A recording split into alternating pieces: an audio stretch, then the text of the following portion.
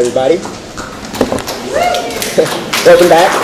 My name is Jai. I'm a graduate student of architecture at Penn. I'm going into my last year here, and I'm going to present to you a startup idea that I've been working on that's also become my thesis. How's that sound? Pretty good? Thanks. So take my word for it. Design is sexy, I promise. But sexy tends to be, expensive, and expensive tends to be exclusive, and exclusive isn't necessarily really helping.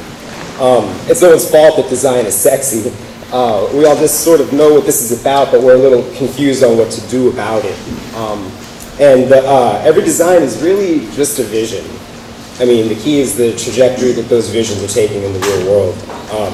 The layers of incentives, of regulations, investment vehicles, zoning, property laws, these all sort of built up barriers to design access, in my opinion. And I don't think that design is a luxury. I think that the benefits of good design are really important.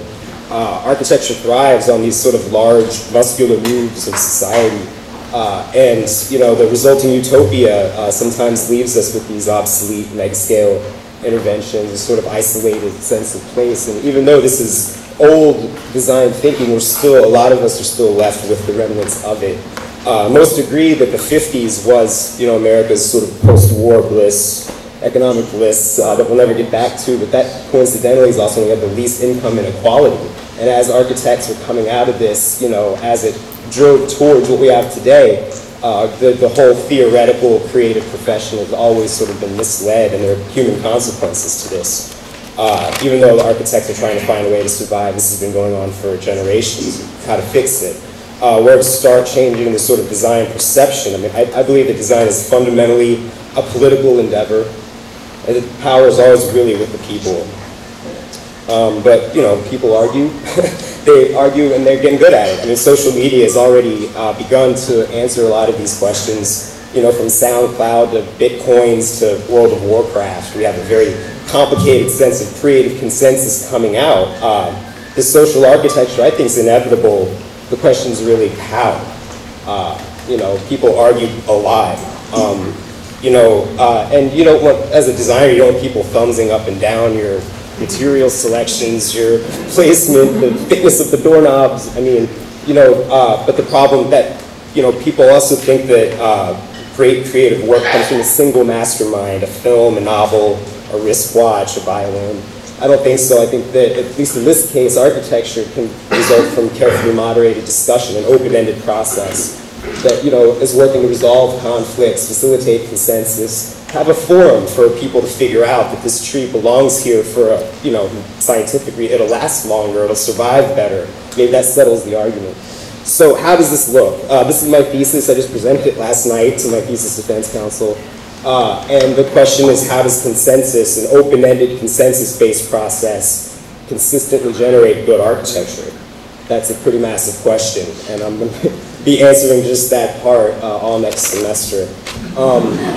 It really starts with decision-making processes. We all know and love the adversarial decision-making process. Some of it sounds familiar. Almost no one tends to get what they want. People argue, defend their position, build coalitions, never compromise. Sort of paralyzes things. That's what we've always had. Consensus, everyone has heard. It's a much better process. And I think that design, feasibility, and outreach all belong in the architectural process. This is an architectural timeline. But feasibility person would also be working on whether or not the property is available, how to get funding, how to drive the marketing, and the outreach can be driving crowdfunding and the community input all at the same time. That's why public service architecture is an architecture firm, in the very classic sense of the word, that promotes design access and community empowerment through neighborhood scale, consensus-driven design interventions. This three-part process. Anyone can propose, and then we trend projects that get developed and then constructed. So say you're Susie here, and this is your school, and you decide that a good bug garden belongs there, but you're not a client, you're just a person. You can start to propose it through our interface. Money starts coming in. We assess the feasibility, the impact, set initial budget, and maybe you get your teachers on board, you get your class on board, you get the mayor on board, you move to development. At this point, it starts to look like a real architecture project. We're using the consensus process to build design, development, construction documents while continuing the effort of outreach and feasibility to get the money. Maybe the property is $1. Maybe there's $100 million available in some federal grant for bug gardens. We have people working for that. And then finally, construction. Identify the trades and materials, fostering local, sustainable business networks, that kind of thing.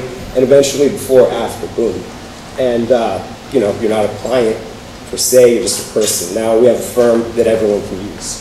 The idea here is,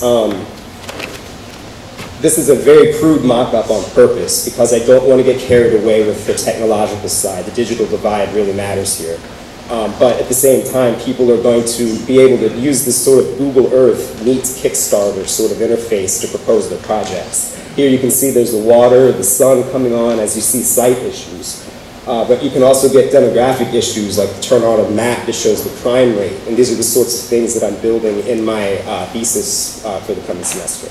So the idea there is that people immediately cut to the chase with the scope of the project, what sort of impact it's going to have. So we lock down a lot of early decisions and things really feel like there's a lot going on. This is all in the future. I don't want the success of an app to be hitched to the success of this experiment. This is just a sort of vision for later, how easily this could become a crowdfunding platform just by itself in this sort of sprawling idea. This wouldn't be hard to make, but again, not everyone has an iPad, certainly not the person there. And at the same time, it could become a fundraising platform for existing projects or clients, even spinning off nonprofits at the same time. You know, a vacant lot could become a farming co-op or a 3D printing co-op, who knows. All of these things could just be kicking out of this process once everyone gets the benefits of good design. So in the end, that's what I'm working on. I'll be here working on it in Philadelphia. So if you like the idea, you know where to find me. Appreciate it. Thank you.